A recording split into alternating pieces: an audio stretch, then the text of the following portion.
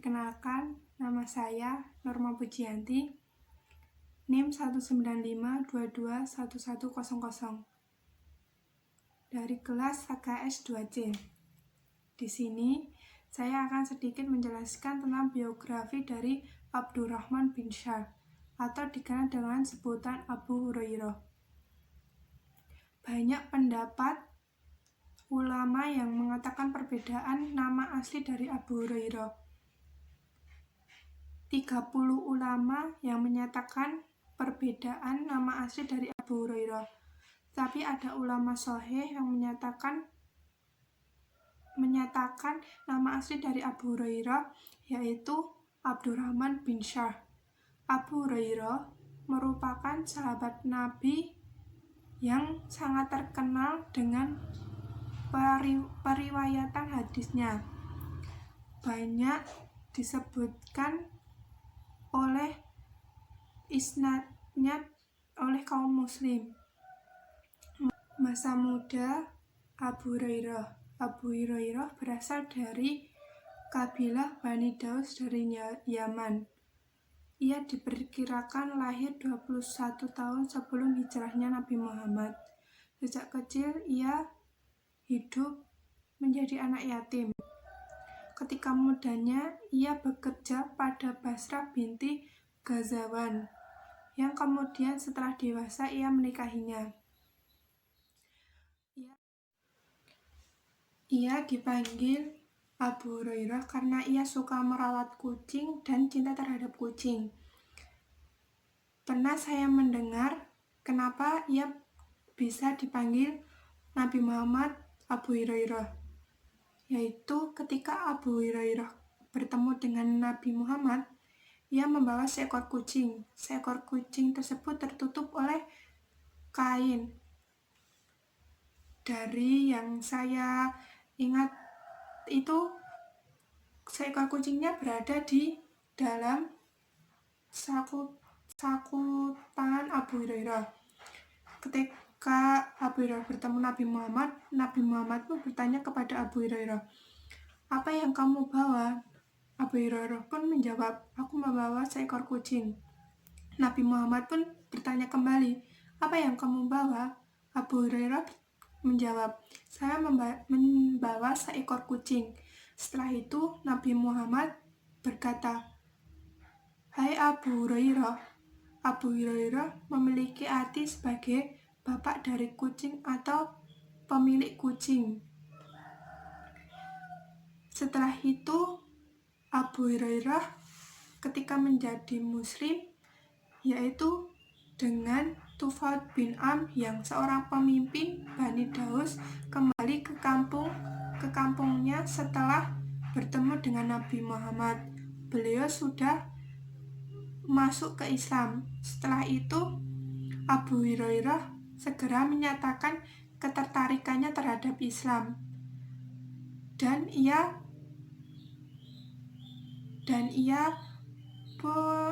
bertemu dengan Nabi Muhammad dan berkata, "Saya ingin masuk Islam," walaupun kaum dari Abu Hurairah tersebut tidak setuju jika Abu Hurairah masuk ke dalam Islam. Setelah itu Abu Hurairah menjadi Islam dan Nabi Muhammad mengganti nama Abu Hurairah menjadi Abdurrahman, hamba maha pengasih. Setelah itu Abu Hurairah berkata kepada Nabi Muhammad bahwa ia berkeinginan bahwa ibunya ingin masuk Islam. Setelah itu Nabi Muhammad mengiyakan dan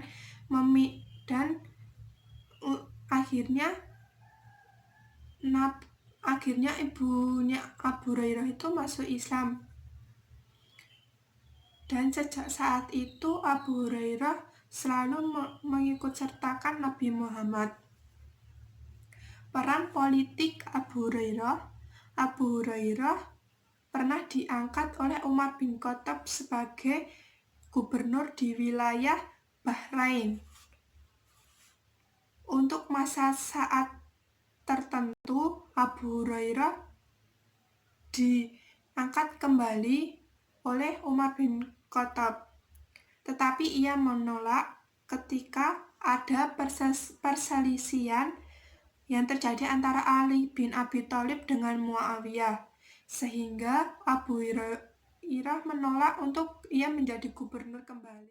Dan Imam Bukhari pun pernah berkata, tercatat lebih dari 800 orang yang perawi hadis dari kalangan sahabat dan tabi'in yang meriwayatkan dari hadis Abu Hurairah tersebut.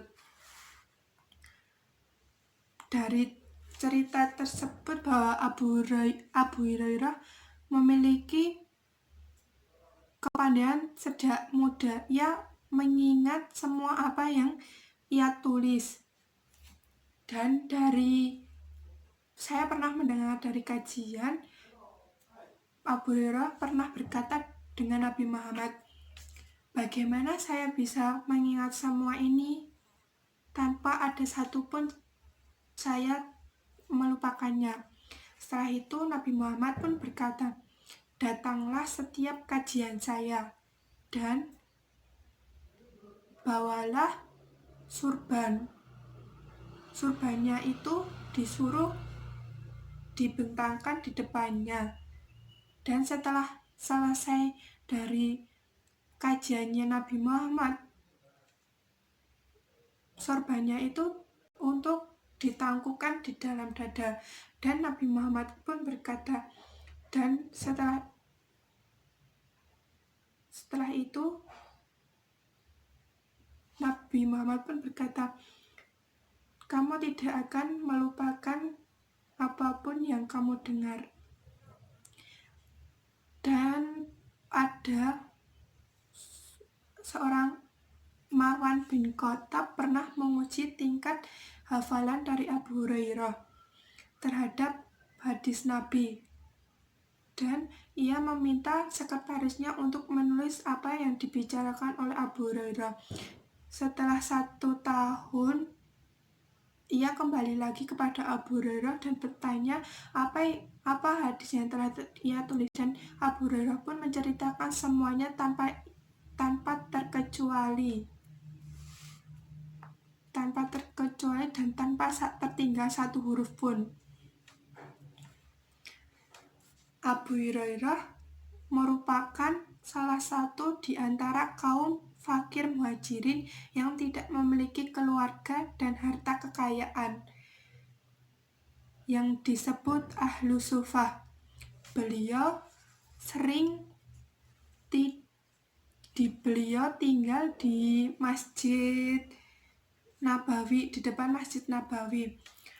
Pernah saya mendengar itu ketika beliau pernah kelaparan, beliau tidak meminta kepada siapapun, tetapi ia bertanya tentang berkaitan dengan makanan. Pertama kali itu dia bertanya kepada Ali bin Abi Thalib. Beliau bertanya tentang hadis, dan sebenarnya Abu Hurairah itu udah tahu dan hafal apa itu artinya dan apa itu maksudnya, tetapi yang ditanya itu kan dia tidak meminta untuk memberikan nasi, tapi Abu Hurairah itu bertanya apakah dia akan tahu bahwa Abu Hurairah itu kelaparan. Setelah itu Ali bin Abi Thalib itu tidak tahu kalau Abu Hurairah itu lapar, dan setelah itu dia masuk ke rumah. Setelah itu dia bertemu lagi kepada seorang nabi di ujung jalan. Dia bertemu lagi dan bertanya seperti itu lagi, tetapi yang ditanya itu juga tidak paham. Setelah itu dia kembali lagi. Setelah dia berjalan, dia dipanggil oleh Nabi Muhammad, hai Abu Hurairah. Setelah itu Abu Hurairah pun menghampiri Nabi Muhammad, dan Nabi Muhammad tersebut mengajak Abu Hurairah ke rumahnya, dan di sana terdapat ada susu yang diberi oleh kaum yang tidak tahu itu siapa. dalam rumah, Nabi Muhammad pun bertanya kepada istrinya, "Wahai istriku, ini susu dari siapa?" Setelah itu istrinya pun berkata, "Saya tidak tahu itu dari siapa."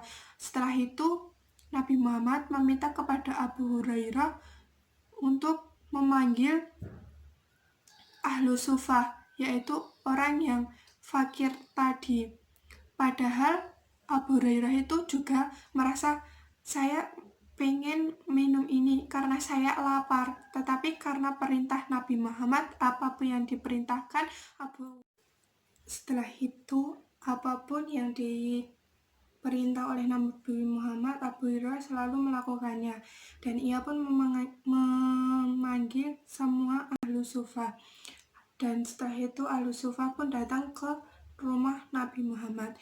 Dan benar apa yang diperkirakan Abu Hurairah, bahwa Nabi Muhammad akan memberikan susu tersebut. Setelah itu Nabi Muhammad memerintahkan Abu Hurairah, "Hai Abu Hurairah, bagilah susu ini terhadap mereka." Setelah itu Abu Hurairah memberikan kepada mereka satu persatu, dan dari satu persatu itu mereka meminumnya dengan sampai ia kenyang.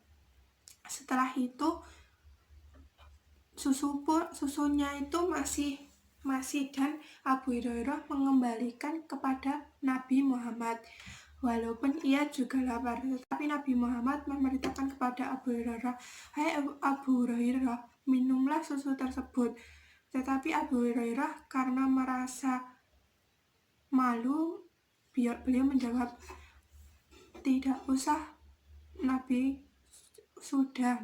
Tetapi Nabi Muhammad menyuruhnya ia meminum. Setelah itu Abu Hurairah pun meminumnya. Setelah ia kenyang, susu tersebut dikembalikan kepada Nabi Muhammad. Tetapi Nabi Muhammad mengatakan, "Minumlah lagi Abu Hurairah." Abu Hurairah tersebut minum, dan beliau memberikan susu tersebut kepada Nabi Muhammad, dan Nabi Muhammad memerintahkan agar ia meminumnya lagi. Tetapi Abu Hurairah mengatakan, "Sudah cukup Nabi Muhammad." Dan Abu Hurairah mengatakan, "Susu ini sudah tidak bisa masuk lagi ke dalam tenggorokan saya, Nabi." Setelah itu Nabi Muhammad menerima susu tersebut, dan susu tersebut diminum oleh Nabi Muhammad. Dan betapa bahagianya Abu Hurairah ketika minuman yang tersisa tersebut diminum oleh Nabi Muhammad. Dan Nabi Muhammad pun berkata, "Ini adalah keberkahanku." Dan Nabi Muhammad merupakan orang yang suka berbaur dengan ahlu sufah. Dan Abu Hurairah sangat dekat dengan Nabi Muhammad, dan sehingga bisa meriwayatkan tersebut. Sehingga itulah keutamaan dari Abu Hurairah yang bisa berdekatan dengan Nabi Muhammad dan bisa menulis semua apa yang telah dilakukan Nabi Muhammad. Abu Hurairah memiliki seorang anak perempuan yang menikah dengan Sa'id bin Musayyib, yaitu seorang tokoh tabi'in terkemuka. Abu Hurairah wafat pada tahun 678 atau 59 Hijriah. Abu Hurairah meninggal karena ia sakit. Ia meninggal di Madinah dan dimakamkan di Jannatul Baqi. Sekian dari saya, kurang lebihnya mohon maaf. Wallahul muwaffiq ila aqwamit thoriq. Assalamualaikum warahmatullahi wabarakatuh.